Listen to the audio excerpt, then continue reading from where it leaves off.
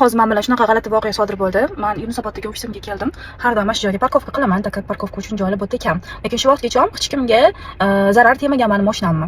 Birdan kelyapti bitta rus o'rta yoshli ayol derazamni taqillatib, lesnitsani to'sib qo'yganligim haqida aytdi. Men uni gapini eshitkim kelmadi. Indamasdan derazani yopsam, boydan beri taqillatib, где-то bir 3 minut turdi. Men sen o'ylagan odam emasman, просто tak yengila degan. Agar sen menga abuse qiladigan bo'lsang, manipulyatsiya qiladigan bo'lsang, ishontirib aytaman, men senga buni 10x qilib qaytaraman.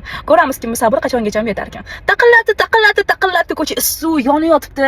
Ana mashinam ichida konditsioner, manda kompyuter, men ishimni mashinadan tushmasdan ham qila olaman. O'tgangi videoda ko'rasizlar, men bu yerda ishimni qilyapman, o'zimga o'xatimni qilyapman, mashinadan tushishimdan oldin kremimni suryapman, u qanaqa qilyapti.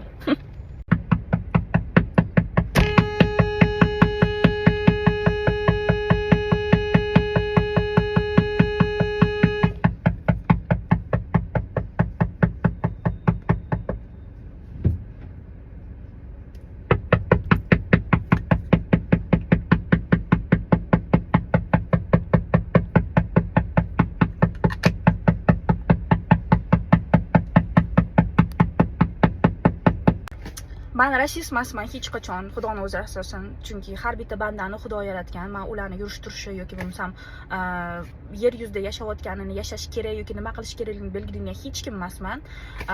Hamma narsaga, даже geylarga ham, lesbiyalarga ham absolutno normalniy qarayman. Ular bilan hech qanaqa ishim yo'q meni. Protest ham qilmayman, boshqa ham.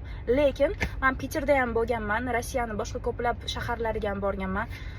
Astag'firullah deb gapirib, ruslarni juda ham yomon ko'raman. Chunki ulardagi qo'pol va o'zbek millatiga behurmat qaraydigan xalqni hali men hech qayerda ko'rmadim.